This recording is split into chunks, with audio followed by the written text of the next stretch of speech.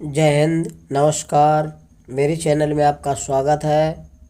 आज हम general science के अंतर्गत कुछ महत्वपूर्ण प्रश्न बताएंगे जो आगामी परीक्षाओं की दृष्टि से बहुत महत्वपूर्ण है। आप सुबह डेली मॉर्निंग में अपना टारगेट फिक्स करिए कि आज हमें इतना तैयार करना है, इतना पढ़ना है, और सारा दिन उस पर फोकस करिए। ऐसा अगर आप डेली करते हैं तो आपकी तैयारी बहुत अच्छी हो जाएगी। यकीन मानिए आप हर एग्जाम फाइट करने लगेंगे। इसीलिए हम कहते हैं कर दिखाओ कुछ ऐसा कि सब करना चाहें आप जैसा।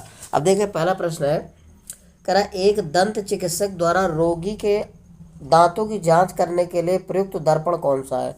एक जो रोगी होता है, जो दांतों का परीक्षण किया जाता है, दांतों को देखा जाता है, तो उसके लिए किस दर्पण का प्रयोग किया जाता है। कह रहा है, एक दंत चिकित्सक द्वारा रोगी के दांतों की जांच करने के लिए प्रयुक्त दर्पण है। अवतल है, उत्तल है, समतल है, बेलनाकार है। तो कौन सा है? अवतल। अवतल दर्पण का प्रयोग किया जाता है दांतों को देखने के लिए, दांतों की जांच करने के लिए कि दांतों में कीड़ा लगा है, कोई इन्फेक्शन है, जख्म है, क्या है।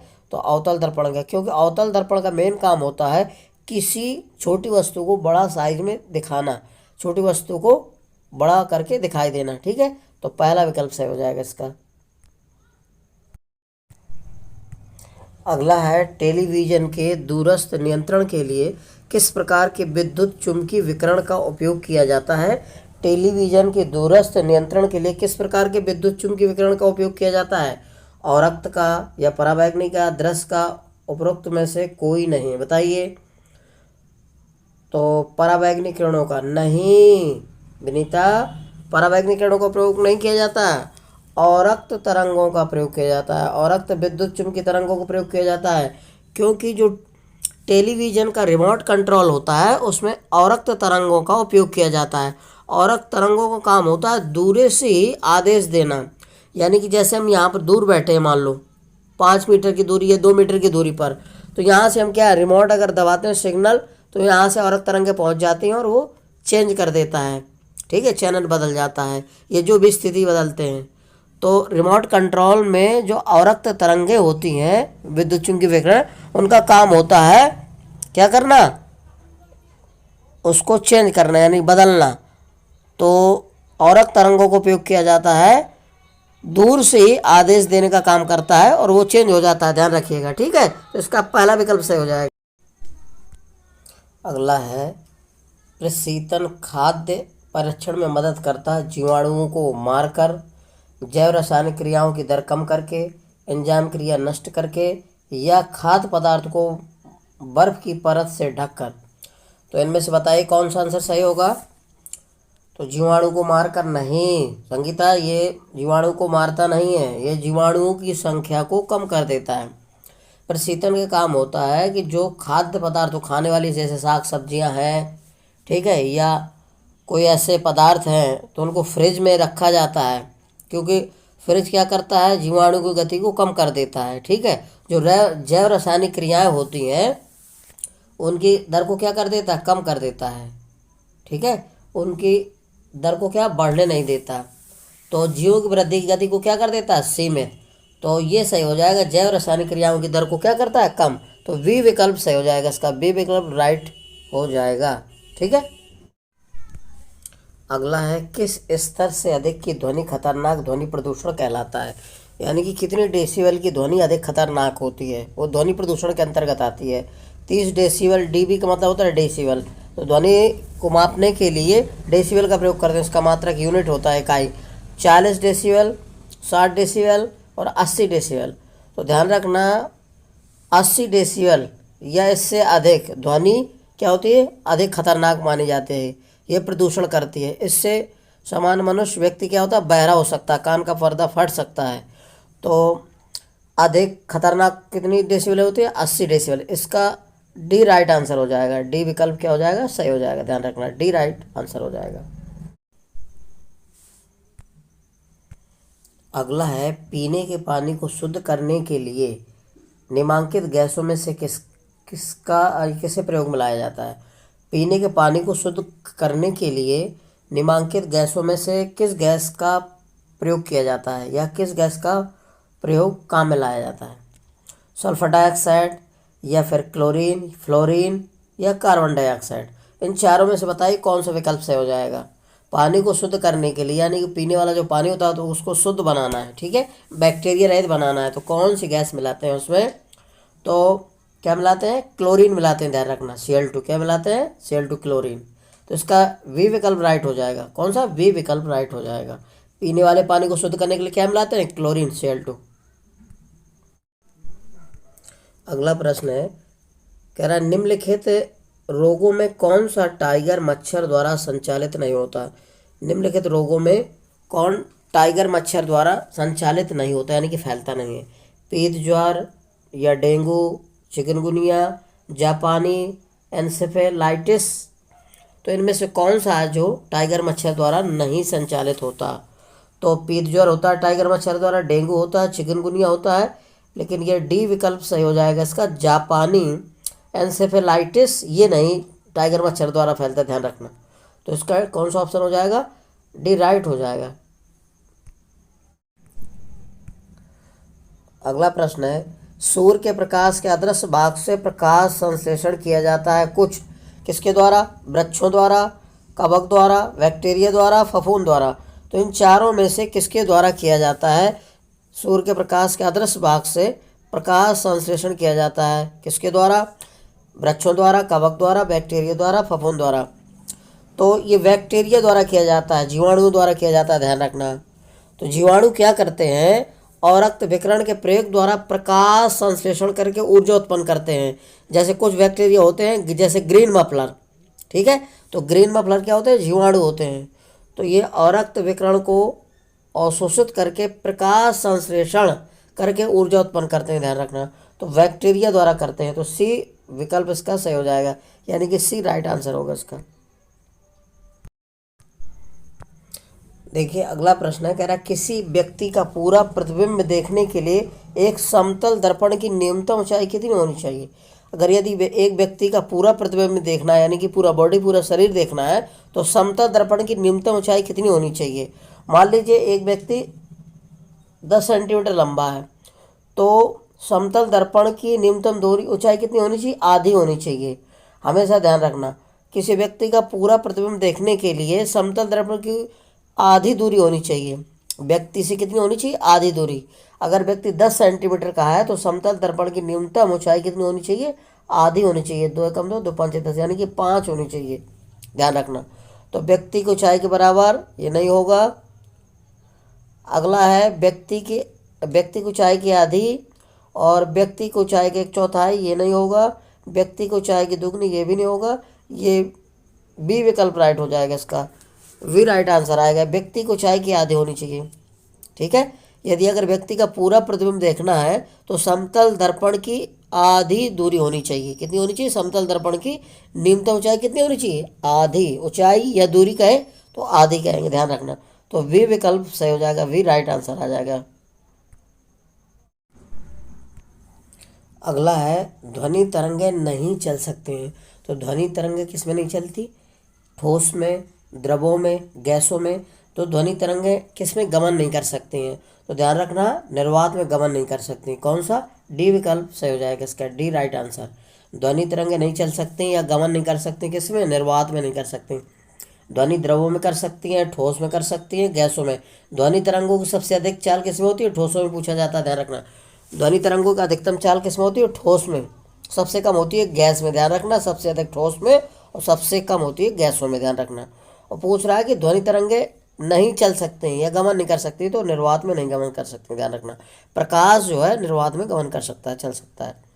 तो इसका डी राइट आंसर होगा। अगला है एक कृत्रिम उपग्रह में विद्युत ऊर्जा का स्रोत क्या होता है? एक कृत्रिम उपग्रह में विद्युत ऊर्जा का स्रोत क्या होता है? थर्मोपाइल, सौर सेल, डायनामा, एक लघु नाभिकीय रिएक्टर।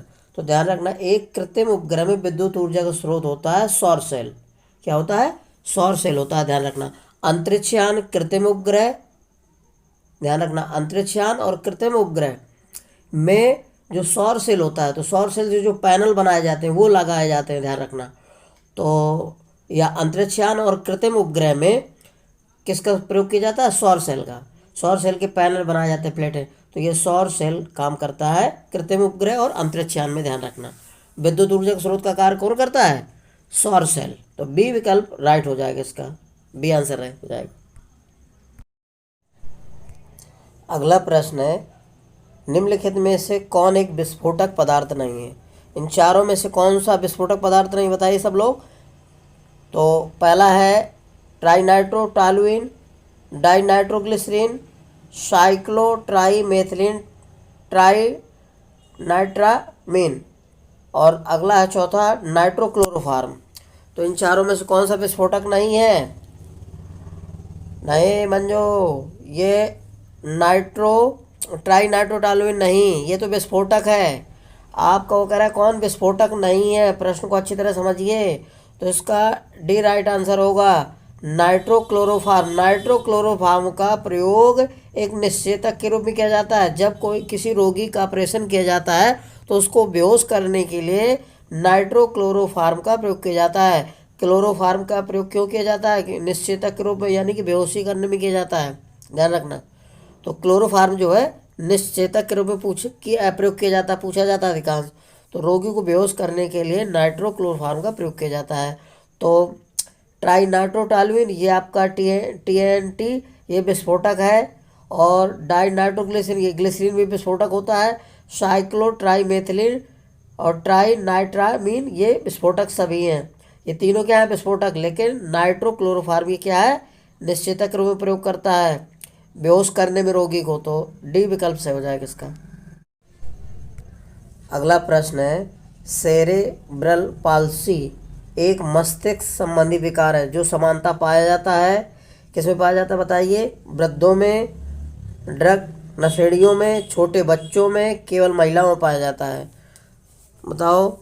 सेरेब्रल पाल्सी एक मस्तिष्क विकार है जो किस में होता है ज़्यादा? बच्चों में, महिलाओं में, बुजुर्गों में, या नशा करने वालों में? तो ये संबंधित है छोटे बच्चों में होता है, ध्यान रखना।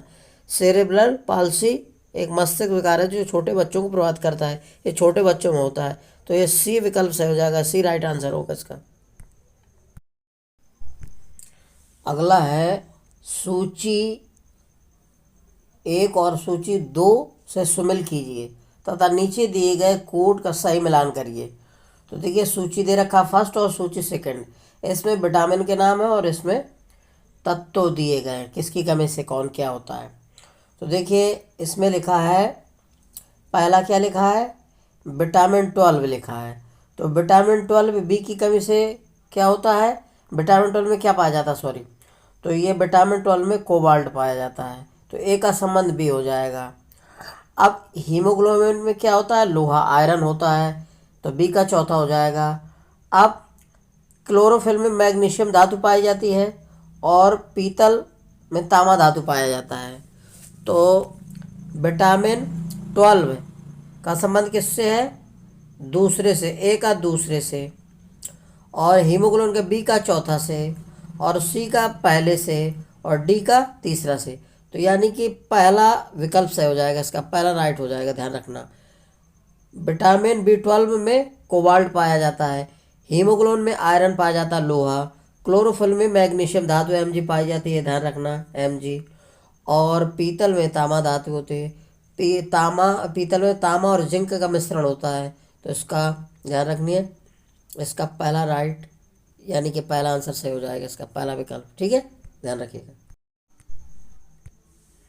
अगला है स्लीप एपनिया एक भयंकर निद्रा दोष है जिसमें लोग क्या करते हैं? पहला है निद्रा में चलते हैं या बिना इस ज्ञान के कि वे क्या कर रहे हैं, निद्रा में आंखें आधी खुली होती हैं। अगला है निद्रा में बार बार थोड़ी थोड़ी देर के लिए श्वास बाधित होता रहता है। यह चौथा है निद्रा में तीव्र गति से खर्राटे लेते हैं। इन चारों में से क्या सही है बताइए? तो इसका सी विकल्प सही हो जाएगा। निद्रा में बार बार थोड़ी थोड़ी देर में श्वास बाधित होती रहती है, श्वास बाधित रुक जाती है। निद्रा में बार बार थोड़ी थोड़ी देर के लिए क्या होता है? श्वास बाधित होता रहता है। तो ये श्वास से संबंधित है, ध्यान रखना। तो सी विकल्प सही हो जाएगा, सी राइट आंसर हो जाएगा इसका। अगला है निम्नलिखित में से कौन केवल कार्बन से बना हुआ है? Kevlar, Lexan, graphene, spider silk. तो ध्यान रखिएगा, इसमें से केवल ग्रेफीन जो है ये बना है कार्बन से। ये ग्रेफीन जो कार्बन का अपर रूप होता है। बाकी केवलार, लेक्सान, स्पाइडर सिल्क ये सभी फाइबर यानी कि प्लास्टिक वाले सामान है सभी। ठीक है, ध्यान रखना ये। तो इसका सी विकल्प से हो जाएगा। अगला है, निम्नलिखित में से कौन सा युग्म सही सुमेलित नहीं है? बताइए इनमें से कौन सा युग्म सही नहीं है? स्कारबिक अम्ल नींबू में पाया जाता है, ये बिल्कुल सही है। माल्टोस, ये भी माल्टो में पाया जाता है। ठीक है। अगला है एसिटिक अम्ल, दही। एसिटिक अम्ल दही में नहीं पाया जाता, ध्यान रखना। एसिटिक अम्ल, ठीक है, दही में नहीं पाया जाता। दही में लैक्टिक अम्ल पाया जाता है। फार्मिक अम्ल लाल चींटियों में पाया जाता है, बिल्कुल सही है। फार्मिक अम्ल लाल चींटियों में पाया जाता है। दही में लैक्टिक अम्ल पाया जाता है, तो सी विकल्प इसका राइट हो जाएगा। ये सही नहीं है, ध्यान रखना। माल्टोस, माल्टो में माल्टोस पाया जाता है। नींबू में स्कारबिक अम्ल पाया जाता है, इसका रासायनिक नाम है। विटामिन सी की कमी से स्कर्वी रोग होता है। विटामिन सी सब खट्टे रसीले फलों में पाया जाता है। नींबू है, संतरा है, आंवला है, आंवला में सबसे ज़्यादा पाया जाता है, ध्यान रखना। ठीक है, इसको तैयार करिएगा। अगला है, निम्नलिखित में से कौन सा लवण मानव हड्डियों में सर्वाधिक मात्रा में पाया जाता है? कौन सा लवण मानव हड्डियों में सर्वाधिक मात्रा में पाया जाता है? बताइए सब लोग। Magnesium chloride, calcium carbonate, calcium phosphate, sodium chloride. इनमें से क्या पाया जाता है? मनुष्य की जो हड्डियां होती हैं सबसे अधिक मात्रा में कौन सा लवण पाया जाता है? नहीं मधु, सोडियम क्लोराइड नहीं पाया जाता है। नमक होता है लेकिन इतना ज़्यादा नहीं होता, ध्यान रखना है। कैल्शियम फास्फेट होता है सबसे ज़्यादा। क्या पाया जाता है? Calcium phosphate. कैल्शियम और फास्फोरस अधिक मात्रा में पाया जाता है। तो लवण पूछ रहा है तो कैल्शियम फास्फेट, इसका सी राइट आंसर हो जाएगा, ध्यान रखना। कैल्शियम फास्फेट सबसे अधिक पाया जाता है, मनुष्य की हड्डियों में पाया जाता है, ध्यान रखना। ठीक है, तो सी विकल्प इसका राइट हो जाएगा। यदि मेरा वीडियो आपको अच्छा लग रहा है तो मेरे वीडियो को लाइक सब्सक्राइब अवश्य करिए। जय हिंद।